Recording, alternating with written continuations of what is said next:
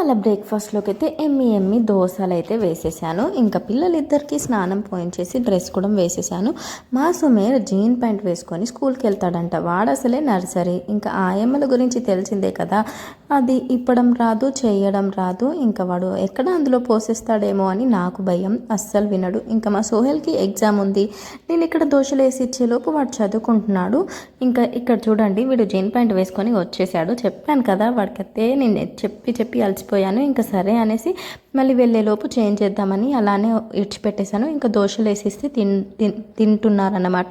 And మీ పిల్లలు స్కూల్కి వెళ్ళారా? వెళ్తే వాళ్ళ బ్రేక్ఫాస్ట్లో ఏంటి అనేది కామెంట్స్లో చెప్పండి. వాడు జీన్ ప్యాంటే కాదు, ఈ బ్యాగ్ వేసుకొని వెళ్తాడంట. ఒక్క స్లేట్కి అంత పెద్ద బ్యాగ్ ఎందుకురా అంటే అస్సలు వినడం లేదు. ఇంకా మా ఇంటికి రోజు వచ్చే చుట్టాలు వచ్చేసారు. వీళ్ళని స్కూల్కి వెళ్ళనివ్వరు, ఎక్కడికి వెళ్ళనివ్వరు. అదేనండి కోతులు. చూడండి, నేను చూపిస్తాను. గేట్ దగ్గర గోడ మీద కూర్చొని ఉన్నాయి. ఇంకా వీళ్ళ డాడీకి కోతులు అంటే ఫుల్ భయం. ఏంటబ్బా వీళ్ళు ఇంకా రావట్లేదని నేను చూస్తున్నాను. బాల్కనీలోకి వచ్చి చూస్తే అక్కడ కోతులు. ఇంకేముంది, వీళ్ళు కిలోమీటర్ అవతలనే ఆగిపోతారు కోతుల్ని చూస్తే. ఇంకా నేనే వాటిని వాటర్ పోసి కొట్టేశాను. వాటర్ పోస్తే కోతులు వెళ్ళిపోతాయి కదా. సో అవి వెళ్ళిపోయిన తర్వాత మెల్లగా వీళ్ళైతే స్కూల్కి వెళ్ళడం స్టార్ట్ చేశారు. సో నాకేంటంటే మళ్ళీ బస్సు వెళ్ళిపోతే ఎక్కడ నడుచుకుంటూ వెళ్ళాలేమో అనేది నా భయం.